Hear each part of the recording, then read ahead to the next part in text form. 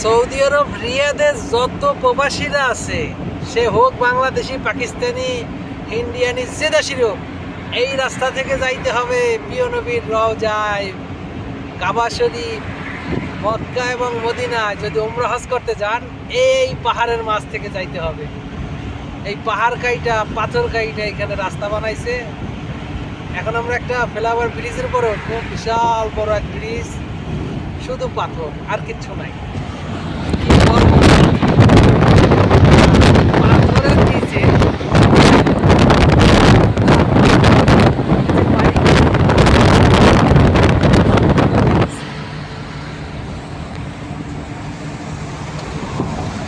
যখন এখানে রাত্রে আসা হয়, এত সুন্দর লাগে, এত সুন্দর লাগে। লাইটিং মাইটিং করা, খুবই চমৎকার। পাথরগুলো দেখেন, কত বড় বড় পাহাড়, আর এই পাহাড় কাইটা এখানে রাস্তা বানাইছে। হলো উটের খাবার, ওই গাছগুলো উঠে খায়, এগুলো আল্লাহর নিয়ামত। মরুভূমির ভিতর কোনো পানি নাই, জানি নাই, ওই গাছগুলান বানাই দে আল্লাহ, আর ওইগুলা নিয়ে উঠে খায়।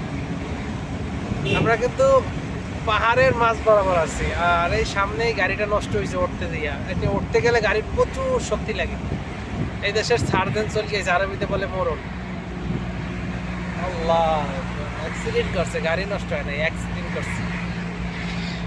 এই জায়গা যদি গাড়ি অ্যাক্সিডেন্ট করে, হ্যাঁ, এটা কোনো কথা।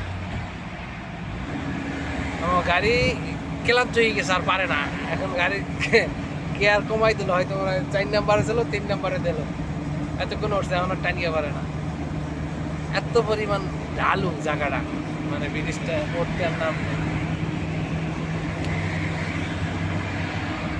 কাজের ফাঁকে ফাঁকে ভিডিও বানাই, ছাড়ি, আপলোড করি। আপনারা কেউ দেখেন, কেউ দেখেন না। যার ভালো লাগে সে দেখে, যার ভালো লাগে না সে দেখে না।